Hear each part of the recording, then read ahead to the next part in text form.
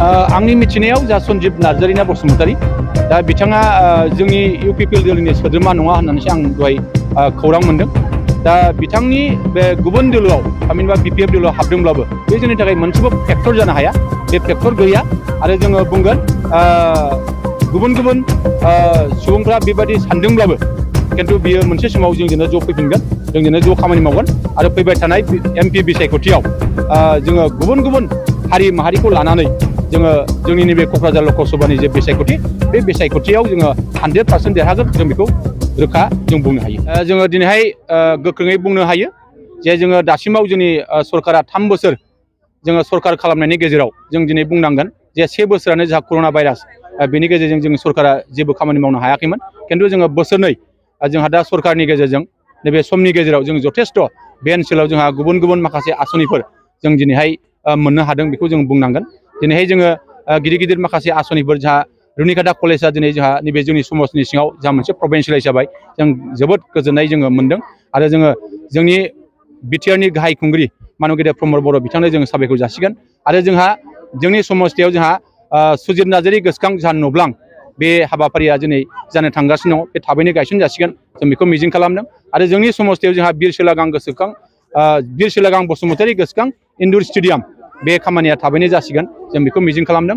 आरो जोंनि समस्थियाव जोंहा जालाख' टिकेन्द्र नार्जारी गोसोखां डिजिटेल सिनेमा हल बिनि अन्थाइ खाम्फाखौ जों अलरेडि जों गायसनखांबाय। आरो जोङो जोंनि ओनसोलाव गोबां बेबायदि माखासे खामानिफ्रा दिनै जागासिनो दङ। जों स्पेसियेलि दिनैहाय जोङो दागगारि ओनसोलाव जोंहा दिनैहाय नोङो बुनियादि साइस्थ' केन्द्र बे लुनाय खामानिया जानो थांगासिनो दङ। जोंहा नैबेहाय मोनसे साब सेन्टार बेयो थाबैनो लुफुंजागोन। आरो जोंहा नैबेहाय हाथिसार हिसाबै जोङो मोनसे गिदिर मोनसे गेस्ट हाउस जों दा बानायगासिनो दङ। आरो हाथिसार हिसाबै जोंहा थांनाय समाव 17 बोसोराव जोंहा खाम्फा बरगयारी बिथाङा नैबे हाथिसाराव गासै 6थासोल' बेबायदि बरिं खालामनो हादोंमोन।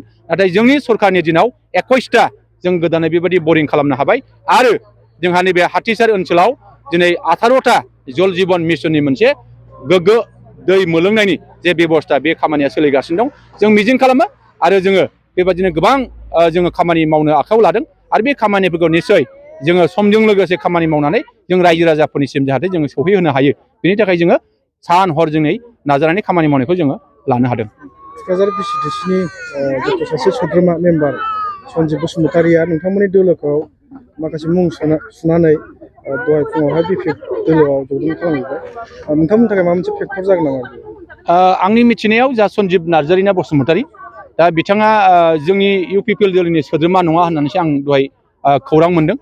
दा बिथांनि बे गुबुन दोलोआव थामहिनबा बिपिएफ दोलोआव हाबदोंब्लाबो बे जोंनि थाखाय मोनसेबो फेक्टर जानो हाया।